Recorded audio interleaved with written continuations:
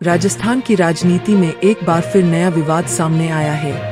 पंजाब के राज्यपाल गुलाबचंद कटारिया पर राष्ट्रीय बागवानी मिशन के तहत नियमों के विपरीत सब्सिडी लेने के गंभीर आरोप लगे हैं। उदयपुर के भाजपा नेता, अधिवक्ता और पूर्व पार्षद डॉक्टर विजय विप्लवी ने प्रधानमंत्री को पत्र लिखकर पूरे मामले की उच्चस्तरीय जांच की मांग की है।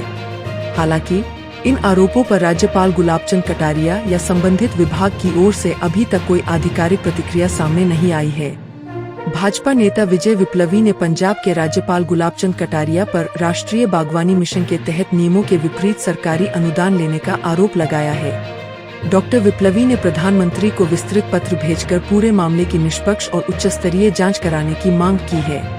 उनका कहना है कि यदि आरोप सही पाए जाते हैं तो यह केवल नियमों के उल्लंघन का मामला नहीं, बल्कि सरकारी योजनाओं की पारदर्शिता और विश्वसनीयता से भी जुड़ा विषय है। डॉक्टर विप्लवी का दावा है कि उदयपुर जिले की झाड़ोल तहसील के वेलनिया स्थित फार्म हाउस पर वर्ष 2024 से 25 में राष्ट्रीय बागवानी मिशन के तहत करीब 22,12,000 रुपए की लागत से ग्रीन हाउस स्थापित किया गया। इस परियोजना पर 17,04,528 रुपए की सब्सिडी स्वीकृत हुई, जो कुल लागत का लगभग 77% है।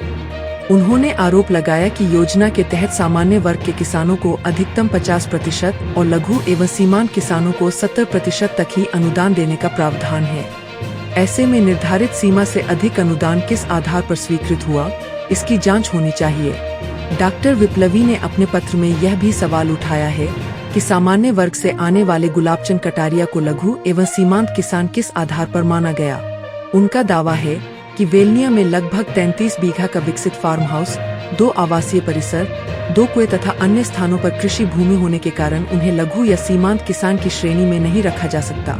उन्होंने कहा कि राज्यपाल को जारी लघु एवं सीमांत किसान प्रमाण पत्र स्वयं जांच का विषय है और इसकी वैधता की स्वतंत्र जांच कराई जानी चाहिए। अपने पत्र में डॉ. विप्लवी ने यह भी लिखा है कि सरकारी अनुदान योजनाओं का उद्देश्य छोटे और जरूरतमंद किसानों को आर्थिक संबल देना है। यदि प्रभावशाली और संवैधानिक पदों पर बैठे लोग इन योजनाओं का लाभ लेते हैं तो इससे आम जनता के बीच गलत संदेश जाता है। उन्होंने प्रधानमंत्री से आग्रह किया कि पूरे मामले की निष्पक्ष जांच कराई जाए ताकि सरकारी योजनाओं की पारदर्शिता और जनता का विश्वास बना रहे। विप्लवी ने अपने पत्र में राज्यपाल कटारिया से जुड़े कई पुराने विवादों का भी जिक्र किया है। इनमें बड़ी वन भूमि प्रकरण, मूनवा स्टाम्प ड्यूटी विवाद, कोरोना लॉकडाउन के दौरान झाड़ोल जाकर भूमि की रजिस्ट्री कराने, राजस्थान हाउसिंग बोर्ड के 4 मकानों के आउट ऑफ टर्न आवंटन और उदयपुर सर्किट हाउस में नियमित जनसुनवाई जैसे मामलों का उल्लेख किया गया है। उनका कहना है कि सार्वजनिक जीवन में पारदर्शिता और जवाबदेही बनाए रखने के लिए इन सभी तथ्यों की भी जांच आवश्यक है।